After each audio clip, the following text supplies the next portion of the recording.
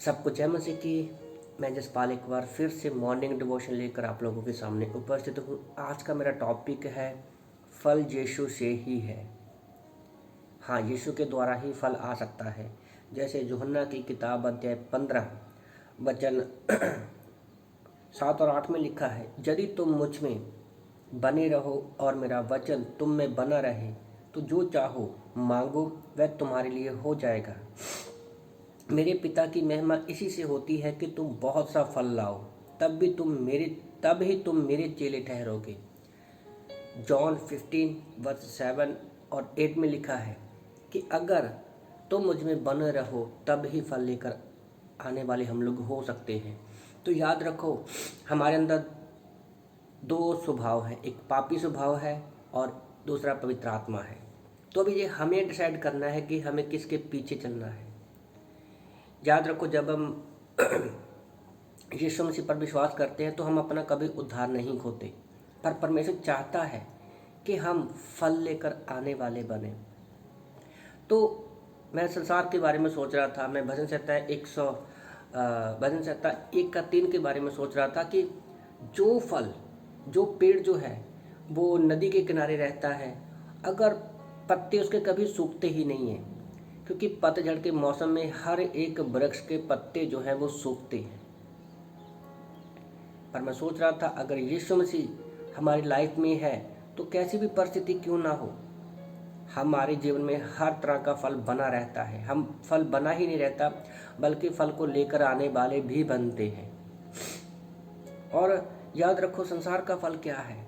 अगर हम संसार की सोच में रहते हैं तो आप लोग जैसे गलातियों की किताब अध्याय 5 वचन गलातियों की किताब अध्याय 5 वचन 19 से 21 में लिखा है कि संसार का फल क्या है। जैसे मूर्ति पूजा, जादू टोना, बैर, झगड़े, ईर्ष्या, विरोध, फूट, इनका क्या फल है? विनाश ही है। ये हमें उन्नति नहीं कर सकते, ये विनाश की तरफ आता है। दूसरी तरफ गलातियों की किताब अध्याय 5 वचन 22 में हम देखते हैं कि पवित्र आत्मा के फल क्या है? प्रेम, शांति, दया, धैर्य, आनंद। तो वो चीज़ है। तो जब हम यीशु में बने रहते हैं और उसमें चलते हैं, तब ही हमारे जीवन में क्या है? फल आता है। मैं पतरस के बारे में सोच रहा था। पतरस भले पानी में रहता था, पर याद रखो, वो इतना अच्छा चरवाहा होने के बावजूद भी वो मछलियों को नहीं पकड़ पाया जब तक उसके जीवन में यीशु मसीह नहीं आया। उसके जाल में कोई फल नहीं आया, कोई मछली नहीं आई। पर जैसे उसने यीशु मसीह को सुना, उसकी बात को माना, और परमेश्वर ने कहा कि अब तुम इंसानों को पकड़ने वाले बनोगे, क्योंकि उसके जाल में इतनी मछलियाँ आ गई कि उसको खींचने में भी दिक्कत परेशानी आ रही थी। उसी तरह से मैं पौलुस की लाइफ को भी देख रहा था प्रेतों के काम अध्याय 9 में, कि कैसे वो कलीसिया को मारने वाला, सताने वाला था। उसके जीवन में सूखापन था, विनाश वाला था। पर जब यीशु मसीह का प्रेम उसके अंदर आया, पवित्र आत्मा की अगुवाई में वो चला, यीशु ने दर्शन दिया, और उसके बाद वो फल लेकर आने वाले बने। और याद रखो, समुंदर में कभी भी कोई वृक्ष नहीं होता, क्योंकि उसका पानी खारा होता है, नमकीना होता है।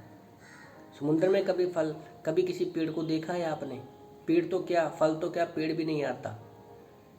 और याद रखो, बाइबल में पेड़ जो है वो एक बाइबल में समुद्र जो है वो एक पाप का चित्र है। तो इसलिए परमेश्वर को, यीशु को बहती नदियाँ कहा गया है, क्योंकि उसके किनारे हमेशा फल जो है फूलते हैं।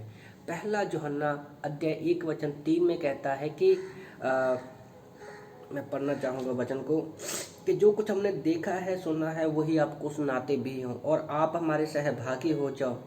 और ये सहभागिता किस में है? पिता के साथ है, उसके पुत्र यीशु मसीह के साथ है। तो आज यूहन्ना ने देखा, सब कुछ देखा, और वो फल लेकर आने वाले भी बने। तो मैं आप लोगों को आज उत्साहित करना चाहता हूँ कि परमेश्वर हमारे साथ सहभागिता चाहते हैं। हम परमेश्वर चाहता कि हम उसके साथ संगति करें ताकि फल लेकर आने वाले। यीशु ने कहा, जो मेरे साथ नहीं है उसके बिना हम फल लेकर नहीं आ सकते।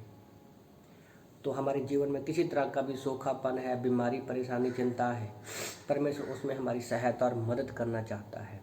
तो फल हम कैसे लेकर आ सकते हैं? यीशु मसीह के द्वारा, लोगों के लिए प्रार्थना करके, लोगों को परमेश्वर का प्रेम दिखाकर, लोगों को सुसमाचार सुनाकर, दान और दशमांश देकर हम परमेश्वर के प्रेम को दिखा सकते हैं। फल आ सकता है किसी को उत्साहित करके, क्या है, हम किसी के जीवन में फल लेकर आ सकते हैं। और सबसे बड़ी बात ये कि जब हम कलीसिया में बना रहता है तो कलीसिया में हमारे पास जो परमेश्वर ने वरदान दिया है प्रभु उसको इस्तेमाल करता है और हम कलीसिया की उन्नति के लिए फल लेकर आ सकते हैं।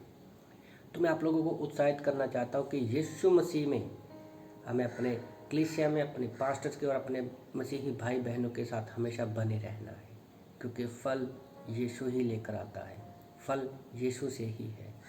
तो इन वचनों से परमेश्वर आपको आशीष दे। आमीन।